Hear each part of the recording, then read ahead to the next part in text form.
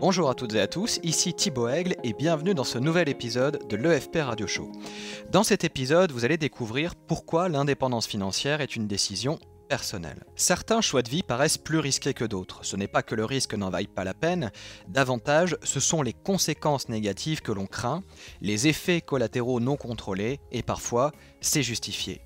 Lorsqu'on prend la décision de vouloir gagner son indépendance financière, on fait le choix d'agir à l'encontre de ce que font 99% des gens. On affirme sa singularité, on prend du recul vis-à-vis des conventions, on assume sa toute-puissante identité au risque de déplaire, fortement.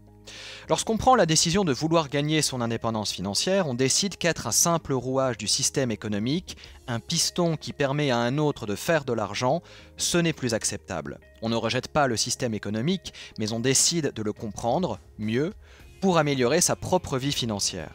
Lorsqu'on prend la décision de vouloir gagner son indépendance financière, on fait le choix de vivre notre vie en fonction de ce qui nous paraît juste pour nous et pour personne d'autre.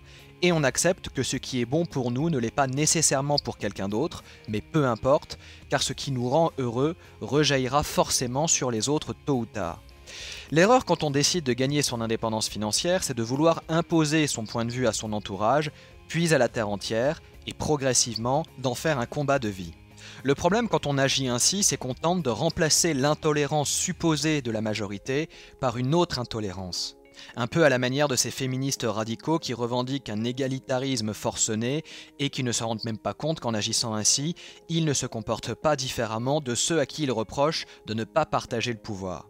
Ou encore de ce simulacre de solidarité bien franchouillard qui consiste à vouloir imposer par la force de l'État la solidarité à chaque citoyen pour finalement passer son temps à exprimer sa frustration et sa colère à l'encontre d'un système de redistribution imparfait et à bout de souffle. Parce que c'est bien connu, ce sont toujours les autres qui abusent et on veut bien être généreux, mais faut pas pousser le bouchon trop loin non plus.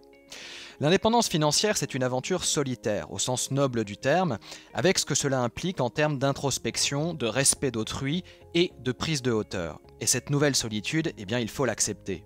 Pas comme une tare ou un mal à guérir à tout prix, mais comme une chance formidable qui vous est offerte, une épreuve qui vous donnera la possibilité de reconquérir votre roi et votre guerrier intérieur. Il existe 4 principes clés sur lesquels vous allez pouvoir vous appuyer pour démarrer votre quête dans les meilleures conditions. Le premier principe, c'est de bien avoir en tête que vous êtes un individu unique, différent de tous les autres êtres humains. Personne d'autre que vous ne possède la même nature, personne ne réagit aux événements comme vous le faites vous-même, personne ne voit le monde exactement comme vous le voyez.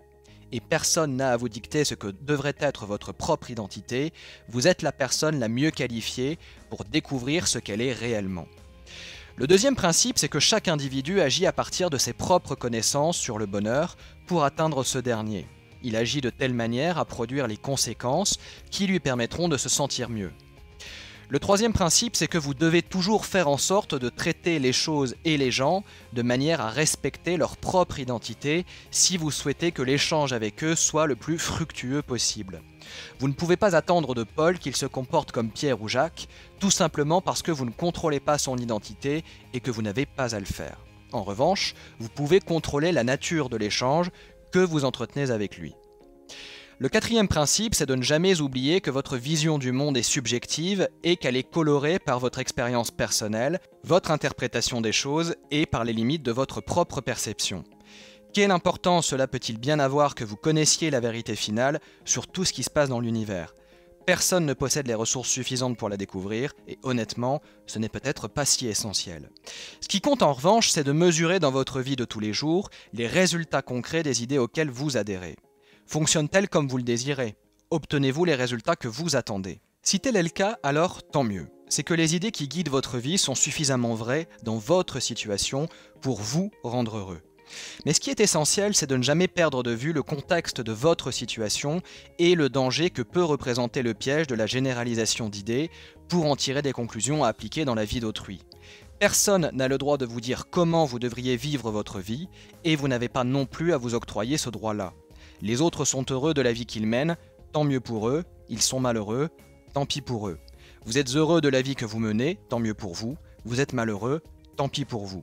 L'idée, ce n'est pas de juger qui que ce soit, positivement ou négativement, l'idée, c'est d'accepter que chacun est responsable de sa vie et des décisions qu'il prend. Et si vous souhaitez gagner votre indépendance financière, c'est un principe essentiel que vous ne devez ignorer sous aucun prétexte. La vie de chacun lui appartient et les responsabilités qui vont avec aussi. Les croisades n'ont jamais permis à personne de se rapprocher du divin.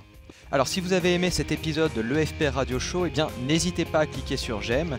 Et si vous souhaitez aller plus loin et bénéficier gratuitement de notre parcours de formation 7 jours pour gagner votre indépendance financière, eh bien il vous suffit de vous inscrire en cliquant sur le lien qui apparaît maintenant en haut à droite si vous êtes sur YouTube, ou sur le lien présent dans la description de la vidéo juste au-dessus si vous êtes sur Facebook.